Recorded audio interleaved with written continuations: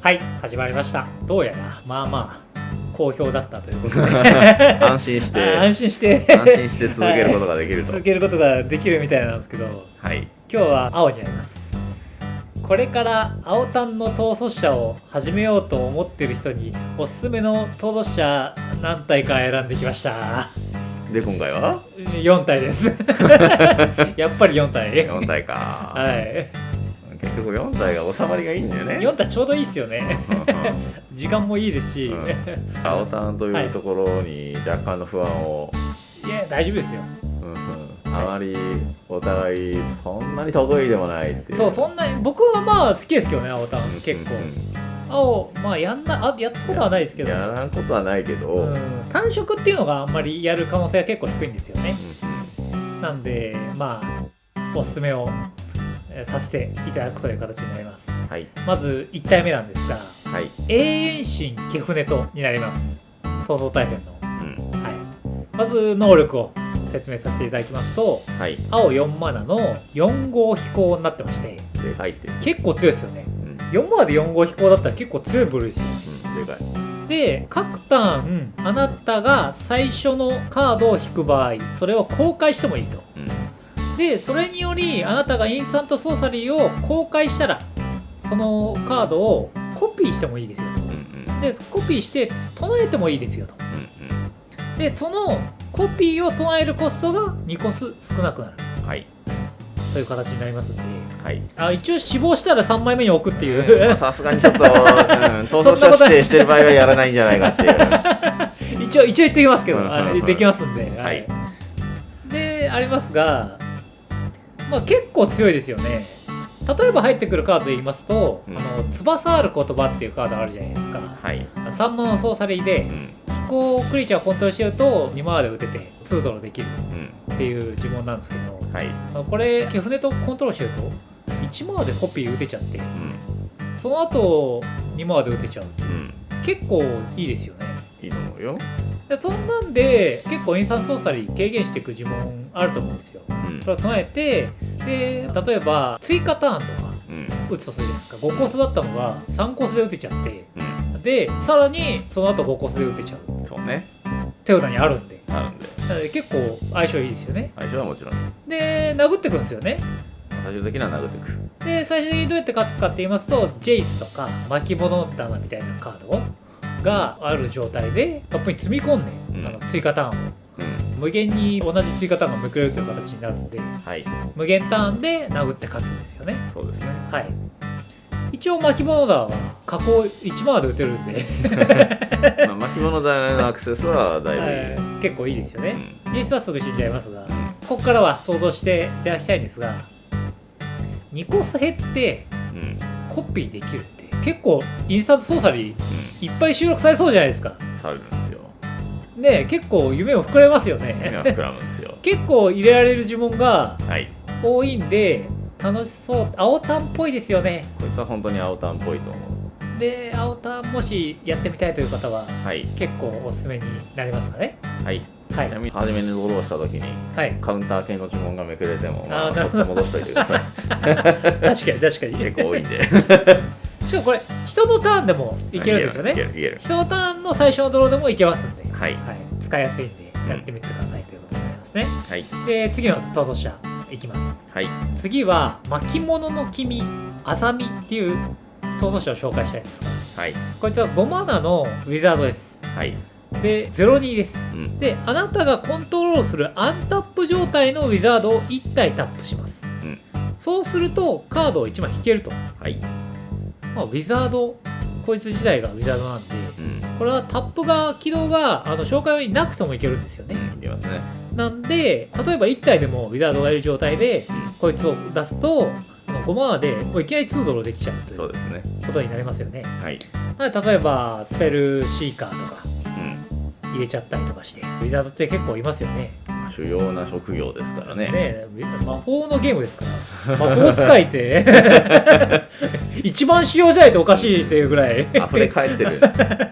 ウ調べていただければウィザードいるんで、はい、例えば強く使えるカードっていうのがウィザードサイクリック、はい、ウィザードを持ってこれるカード起動型でありますよね。なぜかウィザードにはアクセスはいいんですね。そうなんですよね、はい、2枚ウィザードサイクリングがありますんで、はい、それ結構強く使えるんでいいかなというところですかね。はい、で勝ち手段としましてはいわゆる逆転棒、こいつ逆転棒したら無限ドルなんで、無限ドルなんで、はい、でウィザードなんで、ウィザードにねマニアックとね、両方ウィザードなんで持ってくれるいただいてであと一応モンマでも勝てますかね。それでも引き切れるんで、引き切れるんで、はい、同じようにやっぱり引き切ったらウィザードで勝てるんで、はい、一応ここからは想像してほしいんですが、強いウィザードで収録されますよね。主要な職業なんで。そうですよね。ウィザードの供給が途絶えるなんていうことは絶対にありないですよね。最近ね、イクサラでもね、強いウィザード収録されましたよね。ありましたね。入れられますよ、こいつに。入れられますね。ちょっとお高くなるかもしれないですけど、でもやってる人はすぐ欲しいってなるんで、安いタイミングで手に入るかもしれないということになりますよね。はい。なんでウィザード好きな方はやってみてくださいって感じですかね。はい。一応あれですか、究極言ってしまうとウィザードいらなくなる構成になることもあるかもしれないんですが、一応ウィザード入れる構成も楽しいんでやってみてくださいって形になりますかね。はい、で次の逃走者行くんですが、狡猾な幻術師ミー、はい、これ以前我々の動画で紹介したことがあるんですが、はい、こいつ青タンだったら意外といいんじゃねということで紹介させていただくんですが、詳しくは概要欄に貼っときますんで、はい、そちらを見てほしいんですけど、こいつをまず能力を説明させていただきます。3マナ13のクリーチャー、こいつもウィザードです、はい、であなたが各ターンでセカンドドローをするたびにあれおざみでもあれあざみに入れちゃいますセカンドドローするたびにこのクリーチャーはこれ以外であなたがコントロールしているイリュージョン1体につき10の修正を受けるを持つ青の11クリーチャートークンを生成する、はい、簡単に説明しますとイリュージョントークン1体につき10修正を受けるんで、例えば2体並んでると21のイリュージョントークンになると思うんですよね。はい、3体だと31、それがどんどん増えていくと、はい、セカンドドローするために、はい、でイリュージョンが1体死亡するたびにあなたは手札にありマナ総量がそのクリーチャーのパワーの以下であるパーマネントカードを1枚出していいという、これケツはちっちゃいからね、確かにブロックされると死んじゃう。そうですよね、まあ例えばブレインストーム、相手のターンで打ったりとかして、なぜか3ドローしてるとセカンドドローやつからありますよね、はい、で一番出して強いのが、性別されたスフィンクス出したら強いじゃないですか。どんな出来でも強いけどね正直で毎ターン2ドローで、どんどんトークン出てきますんで、一番相性がいいカードはそうですね。そうですよね。で最終的にはこいつどうやって勝つかって言いますとダメージで勝ちます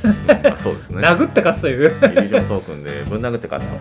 実はというね、意外と珍しいですよね。意外とあんまりないですよね、青タンでは。青では結構珍しいムーブの部類に入ると思いますね。で意外と青でも殴ってみたいなっていう人はやってみたらいいかなっていう感じですかね。そうですね。まあここから想像してほしいんですが、セカンドドローするカードいっぱいありますよね。いろんな手段が考えられると思います。これからも収録されますし、今想像していただいているだけでもセカンドドローできる手段っていっぱいあると思うんですよ。ありますね。でこいつ1枚目引いて1ドローしても2枚目が油圧するんで、そうですね、はい、オプトとか自分のターンで打っても別にいいわけですよね。そうですね。はい、でまあ踏み倒す呪文も6コスぐらいだったら踏み倒せそうなんで、踏み倒す呪文もそうして入れるのもちょっと楽しく感じになりますよね。そうですね。はい。なんでこいつちょっとおすすめになるかなという、詳しくは僕たちの動画を見てくださいということになります。はい、で最後4体目なんですが、はい、ちょっと面白いところといいますが友人がこれやってまして、おすすめだなと思ったんでおすすめしたいんですが、妖刀スフィンクスの君主アネシになります。はい、はい、こいつ楽しそうでしたよね。こいつね楽しいと思うよ。まず能力説明させていただきますと、6マナの44のスフィンクスでして、重たいんだけどね、はい、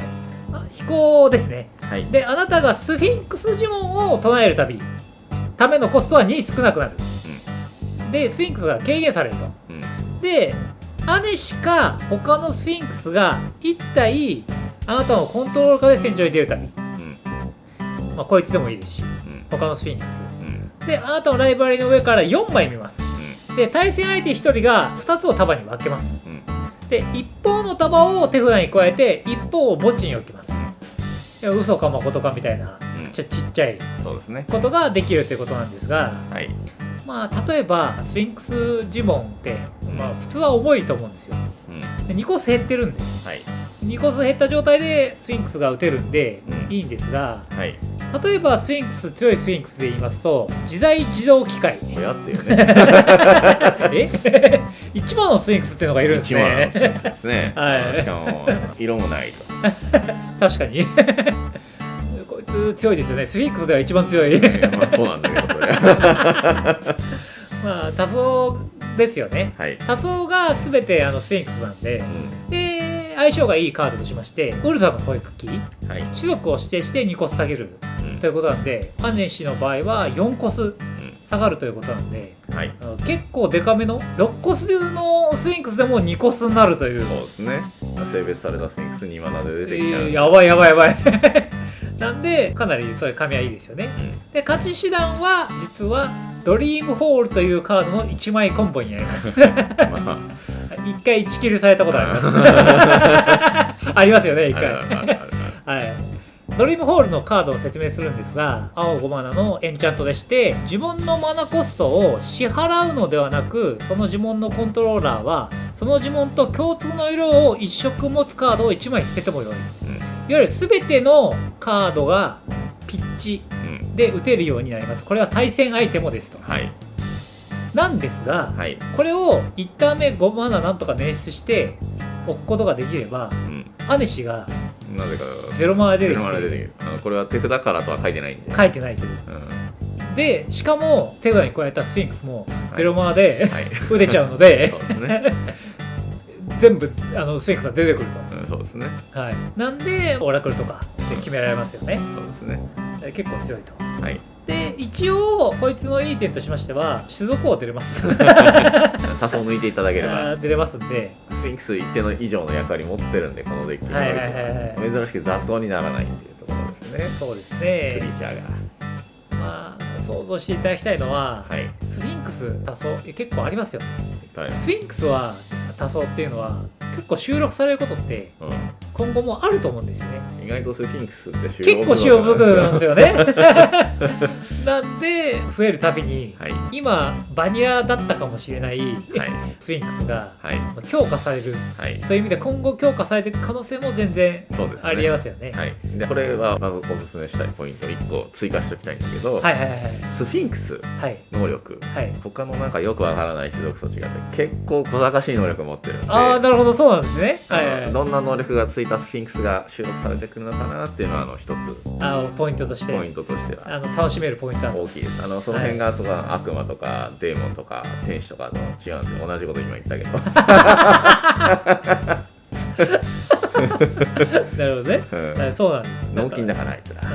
ら結構こいつはいいですよね。そうですね。楽しいですよね。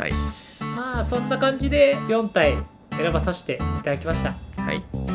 いかがだったでしょうかということで、大丈夫ですかね。結構良さげでしたよね。